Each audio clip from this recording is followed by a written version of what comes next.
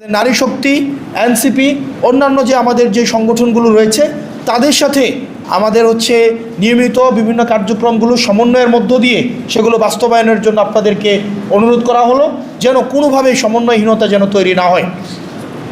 আর আমাদের দিন শেষে মাথায় রাখতে হবে, পরবর্তী বাংলাদেশ বিনির্মাণের দায়িত্ব, এই দায়িত্ব কিন্তু এই শিক্ষার্থীদেরকে নিতে হবে।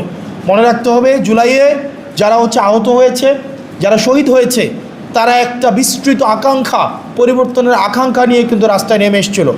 প্রাথমিকভাবে একটি চাকরির আন্দোলন ছিল। এই চাকরির আন্দোলনে সবাই কিন্তু চাকরির প্রয়োজন ছিল না, সবার কিন্তু কোটার সংস্কারের প্রয়োজন ছিল না।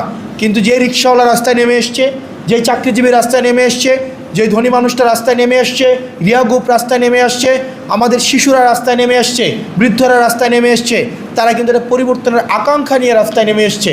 দুর্ভাগ্যজনক বিষয়, এই কাঙ্ক্ষিত পরিবর্তন, ইতিবাচক পরিবর্তন আমরা বাংলাদেশকে দিতে পারিনি।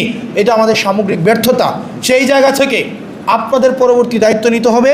এই দায়িত্ব সাংগঠনিক দক্ষতা, একই সাথে আপনাদের প্রাতিষ্ঠানিক মনস্তাত্ত্বিক উন্নতির মধ্য দিয়ে এই যে জাতির যে শৃঙ্খল, এই শৃঙ্খল আমাদের ভাঙতে হবে এবং জাতিকে আমাদের মুক্ত করতে হবে।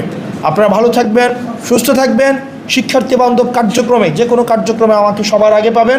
আমি চাই আপনারা আপনাদের নেতাদের মাধ্যমে, যাদেরকে নির্বাচিত করা হয়েছে প্রেসিডেন্ট, সেক্রেটারি, সাংগঠনিক সম্পাদক এবং আপনাদের সিনিয়র জয়েন্ট সেক্রেটারি এবং সিনিয়র জয়েন্ট কনভেনর, তাদের মধ্য দিয়ে আপনারা আমাদেরকে প্রপোজাল পাঠাবেন এবং সেই কার্যক্রমগুলোকে, শিক্ষার্থী বান্ধব কার্যক্রমগুলোকে কীভাবে বাস্তবায়ন করা যায় সেটি আমরা আপনাদের সহায়তা অবশ্যই বাস্তবায়ন করব। আপনারা ভালো থাকেন।